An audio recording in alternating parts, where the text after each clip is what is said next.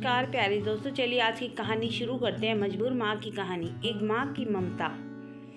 दापुर नाम का एक छोटा सा अविकसित गांव था। गांव का विकास नहीं, मतलब गांव में रहने वाले लोगों का विकास नहीं। इस गांव में कुछ 3-4 परिवार थे जो बहुत ही खानदानी थे। बाकी सब मेहनत मजदूरी के करके अपना जीवन गुजारा करते थे। इसी गांव में दीना नाम की एक विधवा औरत रहती थी। रहने के लिए छोटा सा घर था। 2 बच्चे थे, शायद एक 5 साल का और दूसरा 3 साल का होगा।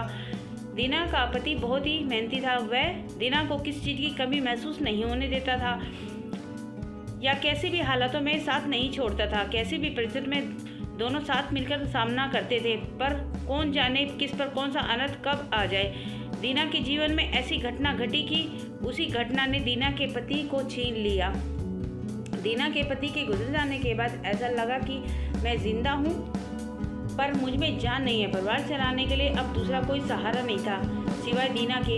इसलिए कैसे भी करके दीना ने अपने बच्चों के खातिर खुद को अपने दुख से अलग किया। कुछ दिन बाद घर में जो था वो भी समाप्त हो गया।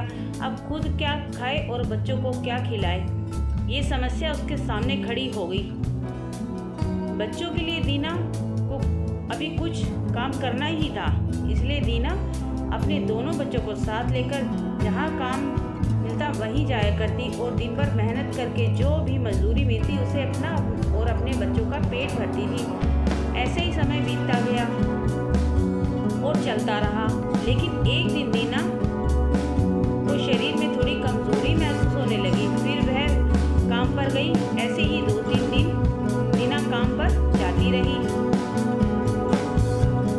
और इसके बाद में लेकिन उसके शरीर की कमजोरी कुछ ठीक नहीं हो रही थी, बल्कि और बढ़ती जा रही थी। ऐसे में काम पर जाना दीना के लिए कठिन हो गया। दीना बहुत चिंतित रहने लगी। अगर काम पर नहीं गई तो मेरे बच्चे भूखे मर जाएंगे। उसी चिंता ने दीना को और कमजोर कर दिया। इतनी कमजोरी की उठने बैठने के लिए लकड़ी का सहारा लेना पड़ता था। इसी कारण उसके बच्चे भूखे मर रहे थे। खाने को कुछ ना मिलने के कारण और अपने बच्चों को भूखे मरते देख के वह लकड़ी की सहायता से आज यहाँ से कुछ मांगा तो अगले दिन दूसरी जगह से कुछ मांगा। अपने बच्चों को खिलाती और खुद भूखी सो जाती। ऐसे ही एक दिन वह जा न सकती, इसलिए अपने बच्चों को समझा के खाना के लिए कुछ मांगने के लिए गांव में भेज देती। कुछ समय बाद बच्चे 2 चपाती और थोड़ी सी सब्जी लेकर लौटते। 2 चपाती में से 3 जन कैसे तृप्त हों, इसलिए वे 2 चपाती दोनों बच्चों को खिला देती। वह बरसात का समय था। बिजली ना होने के कारण घर में अंधेरा छाया हुआ था। अंधेरे में ही वह अपने बच्चों को एक कमरे में सुला देती और वह दूसरे कमरे में जाकर सो जाती। रात को तेज बारिश होती है और बिजलियाँ जोर से कड़कती है।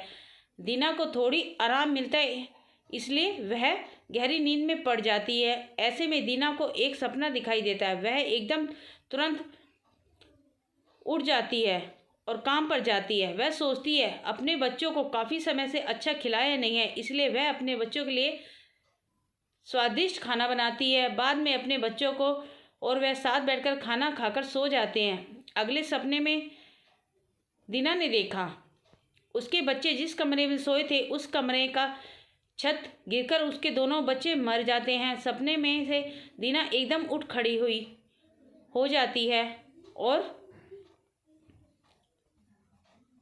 जब अपने बच्चों को देखती है और अंधेरे में ही अपने बच्चों के कमरे में की ओर चल जाती है। कमरे में जाकर अपने बच्चों को देखकर दीना को चैन की सांस लेती है और उस समय दीना को शरीर में ज़्यादा कमजोरी महसूस होती है, जिससे वह नीचे गिर जाती है और फिर वह से उठ नहीं पाती। चैन की सांस दीना की सांस लेती है। दोस्तों, यह है माँ की ममता, जो मरते दम तक अपने बच्चों के खातिर जीने का जुनून रखती है। दोस्तों, ये छोटी सी कहानी आपको कैसी लगी? अपने विचारों को हमारे साथ जरूर शेयर करें। धन्यवाद दोस्तों। तो आज की कहानी आपको पसंद आई होगी तो लाइक शेयर करना ना भूलें। कमेंट में बताएं कि आपको कैसी लगी, आपका इसके बारे में क्या ख्याल है। तो मिलती हूँ कुछ नई कहानी के साथ, तब तक के लिए जय माता दी दोस्तों।